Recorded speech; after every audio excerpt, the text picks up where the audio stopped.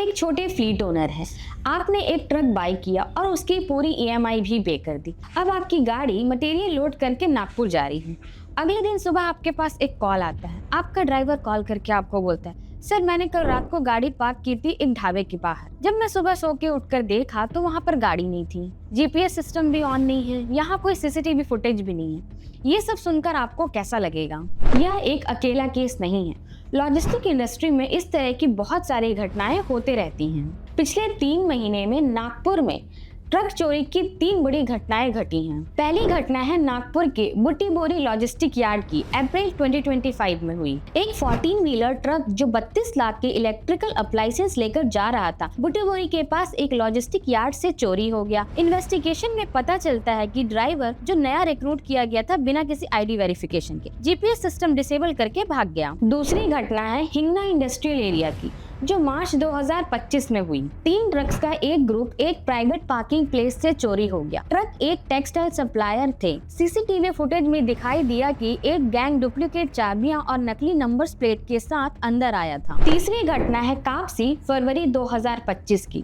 इसमें transport company के 2 trucks थे जो फार्मा गुड्स लेकर जा रहे थे।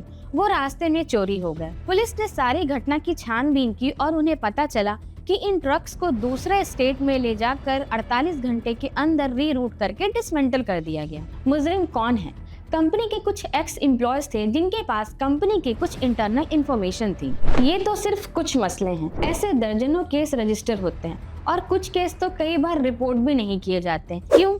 क्योंकि उन्हें अपने क्लाइंट का ट्रस्ट नहीं तोड़ना है या फिर इंश्योरेंस में होने वाली देरी से वो डरते हैं। हम इस पर अभी क्यों बात कर रहे हैं? क्योंकि नागपुर लॉजिस्टिक नर्व सेंटर है। यह देश की 4 बड़ी सिटीज मुंबई, दिल्ली, कोलकाता और हैदराबाद को जोड़ता है। यहाँ अगर ट्रक चोरी होती है तो इसका असर सिर्फ नागपुर तक ही नहीं है बल्कि पूरे देश की सप्लाई चेन तक पहुंचता है। भारत का 70% ट्रांसपोर्टेशन ट्रक के थ्रू ही होता है। अगर इनमें से एक ट्रक भी चोरी हो जाती है तो इससे रिटेलर, सप्लायर और मैन्युफैक्चरर सब इफेक्टेड होते हैं। नतीजा जीडीपी का नुकसान होता है और सबसे ज्यादा नुकसान ट्रक ड्राइवर की फैमिली को होता है जिनका परिवार इससे चलता है। स्मॉल फ्लीट ओनर के पास मिनिमम 3 ट्रक्स ही होते हैं। अब उनमें से अगर एक ट्रक भी चोरी हो जाएगा, उनका तो ट्रांसपोर्टेशन का काम ही रुक जाएगा और इस प्रकार वो फाइनेंशियली बहुत वीक हो जाएंगे। अब यह एक छोटी मोटी चोरी नहीं है, यह एक ऑर्गेनाइज्ड रैकेट बन चुका है।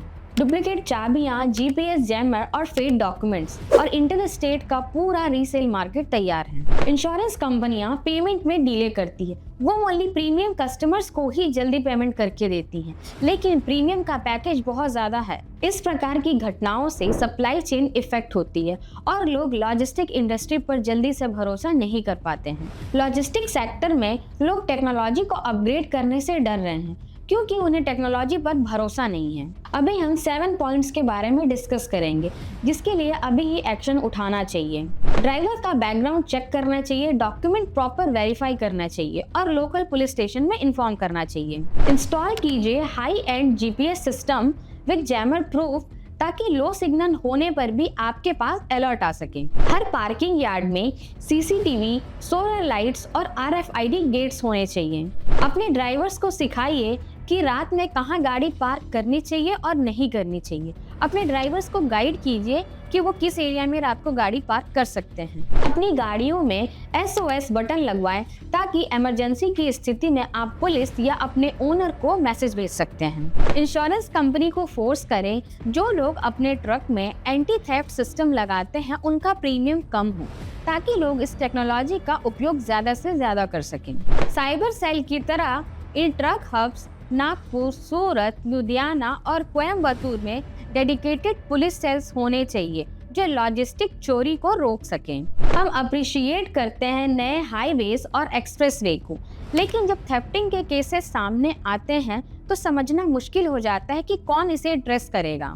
एक ट्रक चोरी होने से पूरी सप्लाई चेन डिस्टर्ब हो जाती है जिसमें manufacturer, supplier, retailer, even customers भी अफेक्टेड होते हैं। ये हमारी इकोनॉमी को भी डिस्टर्ब करता है। इसलिए जो मैंने 7 पॉइंट्स आपको बताए हैं आप उनका ध्यान रखें और बी सेफ रहिए। यह वीडियो अपने ड्राइवर भाइयों और दोस्तों के साथ शेयर कीजिए।